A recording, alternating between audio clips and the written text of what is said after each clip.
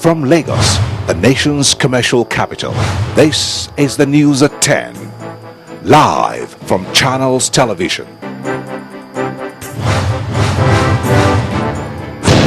Reporting tonight, Amarachi Ubani. Tonight.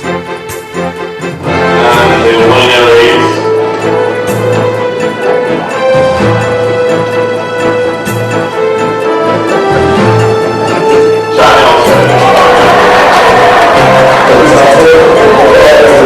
Channels Television affirms supremacy in broadcasting, wins NBC's prize for Television Station of the Year for a record 8th time at the Nigeria Media Merit Awards 2013.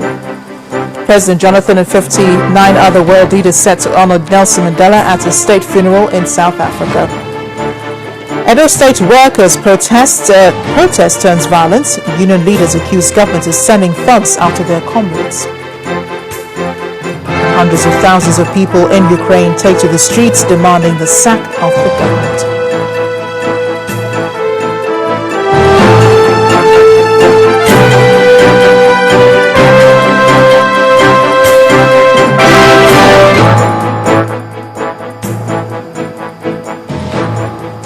We begin tonight with good news coming from home, as Channels Television has won the Nigeria Media Merit Awards as the best station of the year for the 8th time. The award was conferred on the television station yesterday at about 10:30 p.m. at the Kogosi Warm Springs Resort in Ekiti State. Channels Television received this award in 2000, in 2001, 2003 to 2004, 2008, 2010, 2012 and in 2013.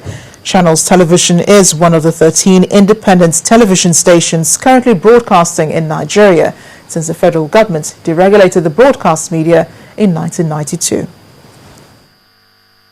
NBC Prize for Television Station of the Year. The nominees are AIT, NCAU 24, and Channels. and the winner is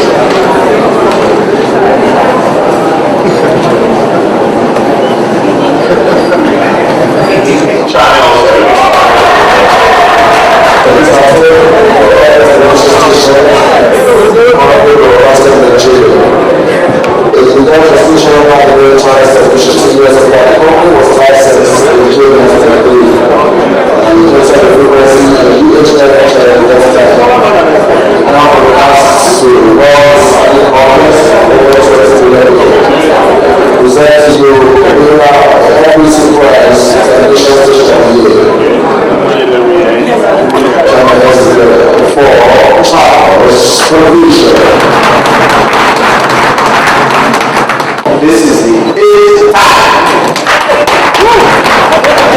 that we have won this award. It's just wonderful. And I wish also to say that since NFLA came to LA, we have been nominated for this award. So every year we keep coming and keep coming. We will not be a good start. Thank you, Lord. And we crown it all. Iṣẹ́ Olúwa, Olúwa jẹ́ o. Iṣẹ́ Olúwa, Olúwa jẹ́ o. And of course, we'll bring you more on that story in the course of the bulletin. In the meantime, the coast is not completely clear as to the movement of some of the aggrieved PDP governors to the APC. And at the moment, some of the governors are meeting with President Goodluck Jonathan at State House in Abuja, where issues concerning their defection to the APC is expected to be discussed. Already at the State House are Aliyu Wamako of Sokoto, Babangida Aliyu of Niger State, Rabiu Kwakwanse of Kano State. Also expected at the meeting is the governor of Jigawa State, Sule Lamido.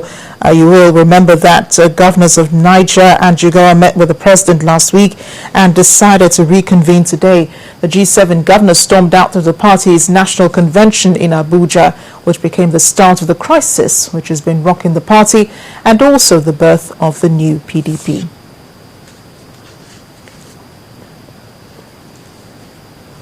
In other news, residents of Kokori in Delta State have been asked to cooperate with the troops of Sector 1, Operation Polo Shield, deployed to the community in ongoing operations to restore peace to their land. The commander, Lieutenant Colonel Ifayotu, made the appeal during a tour of the community that has been turned into a ghost town. According to the Lieutenant Colonel, suspected kidnappers, militants loyal to notorious kidnapper Mr. Kelvin Ibue, who were protesting his arrest, blocked the roads, burnt vehicles, looted property and fired at the troops from their shrine. He adds that efforts to encourage residents to come back has failed due to fears of a reprisal attack from suspected militants. On 28 November 2013, own troops were engaged in a gun battle by members of these criminal gangs. Once again, they engaged the troops from buildings and their shrine after they had earlier attacked the troops' location. In the course of their withdrawal, after a frustrated attempt to recapture the town from own troops, suspects destroyed and burned properties within their reach. The gun battle, which lasted for about 2 hours, left the town deserted with over 90% of its inhabitants. As a result, one suspected militant was killed in action, while 9 suspects were arrested. The allegations of destruction and looting of properties by troops is not true. I wish to appeal to the people of Kokori to brace up and cooperate with the troops in the ongoing operations to restore normalcy to their land instead of resorting to blackmail, which will not do them any good. Now, an Italian man has been kidnapped in the Niger Delta region. 55-year-old Marcello Rizzo from the Sicilian town of Randazzo works for the Italian construction company Gito Costruzioni and has been in Nigeria for 8 years. He was a project manager for a civil engineering company involved in the construction of a bridge on the River Niger connecting Onitsha in Anambra State and Asaba, the Delta State capital. An Italian Foreign Ministry spokesperson says that the ministry has had some contacts and hopes that they will see a positive conclusion to the situation. The federal government has been asked to employ a multi-dimensional approach to security challenges in the country, particularly the Boko Haram insurgency in the northeast, as military intervention is a small part of counter-terrorism strategy. This and some other decisions were taken at the second Eminent Persons and Experts Group meeting at the National Institute for Policy and Strategic Studies, NIPPS, with the aim of looking at transforming the security sector in the country. It is a gathering of security experts, including 7 retired military and police officers at the National Institute for Policy and Strategic Studies, KURU, in Jos, north-central Nigeria. Participants are here to look into transforming the security sector in Nigeria. In his keynote address, retired Major General Lawrence Onoja says that the country needs to systematically collect and analyze the past and current economic, political, social, and technological data if solutions to the problem is to be found. Situation analysis is a systematic collection and evaluation of past and present economic, political, social, and technological data. In 1, identification of internal and external forces that may influence any organization's performance. I'm referring to our country's performance here. And choice of strategies. And 2, assessment of the organization's current and future strengths, weaknesses, and opportunities. The Ekiti State Governor, Kayode Fayemi, on his part, believes that other means should be applied in fighting terrorism, as military intervention cannot solve the problem. Although their objectives are local, they enjoy linkages with global fraternities that pursue similar goals. In other words, their aims are local, but their perspective is global. The challenge really remains therefore the accurate prognosis of the threat, intelligence, a clear articulation, as well as clinical implementation of the strategy to adopt in order to combat this terror threat. Experience elsewhere in countries battling extremism shows clearly that we require a multi-dimensional strategy. As security experts gather to proffer probable solutions to the security challenges in the country, government is being asked to take the bold step of implementing decisions taken at the meeting for the benefit of the citizenry toward a crime-free society. A protest by members of the Nigerian Labour Congress to sensitize their members and enforce a strike it embarked on Tuesday became violent following a clash between union members and workers in the Ministry of Environment. The NLC chairman accused the permanent secretary of the Ministry of Environment, Major Lawrence Loye, of deploying thugs to attack protesters. Major Lawrence Loye, in a swift reaction, however, said his workers acted in self-defense as they were being beaten up by the protesters.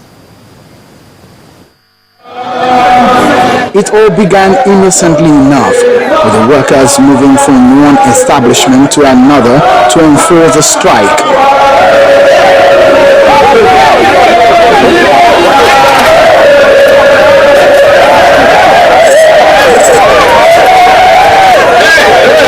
But as the day wore on, hints of the pending violence began to emerge, with the workers becoming more and more aggressive in their approach.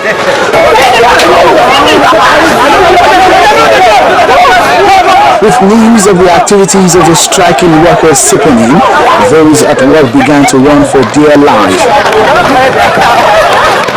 Those who did not take to their heels eventually paid for their inaction as the workers unleashed blow on them.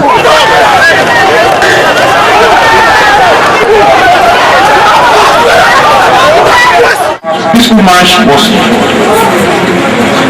characterized solely with talks hired by Oluyi, Public Secretary, Environment, pursuing our boys.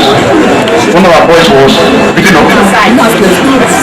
When I saw him beat him up, I said, let me go and meet Oluyi. And I saw this and I did this for peace. Going to approach Oluyi, the boys came up and hit me at my head. Okay, black. You can see.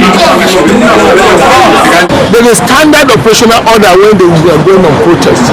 You hardly see people with hammer, stones, cranes, or pushing children forward to attack people.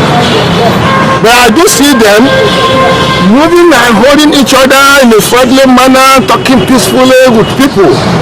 But when you now see people calling themselves organized labor, employ the services of young men to be put forward and to start flogging directors, senior and principal officers in the name of chasing them out of their official offices, they call for something else again.